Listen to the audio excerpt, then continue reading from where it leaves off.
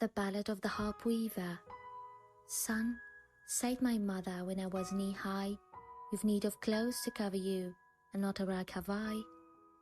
There's nothing in the house to make a boy breeches, nor shears to cut a cloth with, nor thread to take stitches. There's nothing in the house but a loaf end of rye, and a harp with a woman's head nobody will buy, and she began to cry. That was in the early fall. When came the late fall, son, she said, the sight of you makes your mother's blood crawl. Little skinny shoulder blades sticking through your clothes, and where you'll get a jacket from, God above knows. It's lucky for me, lad, your daddy's in the ground and can't see the way I let his son go around, and she made a queer sound. That was in the late fall. When the winter came, I'd not a pair of breeches, nor a shirt to my name. I couldn't go to school, or out of doors to play, and all the other little boys passed our way. Son, said my mother, come, climb into my lap, and I'll chafe your little bones while you take a nap.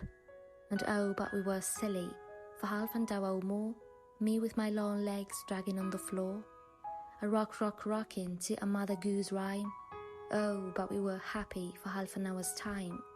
But there was I, a great boy, and what would folks say to hear my mother sending me to sleep all day in such a daft way? Men say the winter was bad that year, fuel was scarce and food was dear. A wind with a wolf's head howled about our door, and we burned up the chairs and sat upon the floor. All that was left us was a chair we couldn't break, and the harp with a woman's head nobody would take, for son or pity's sake. The night before Christmas I cried with cold.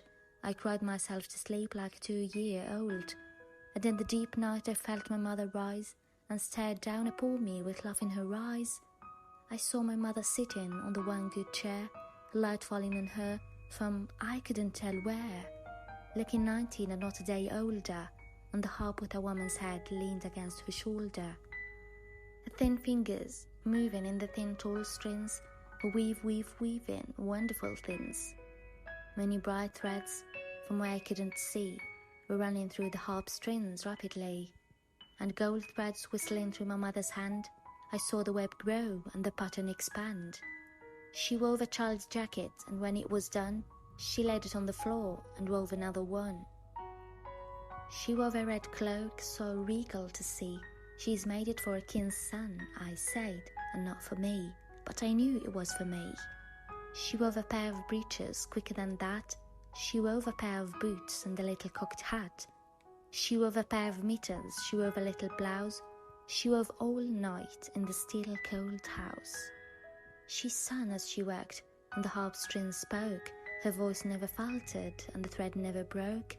And when I awoke, there sat my mother, with the harp against her shoulder, looking 19 and not a day older. A smile about her lips and a light about her head, and her hands in the harp strings frozen dead. And piled beside her and toppled into the sky were the clothes of a king's son, just my size.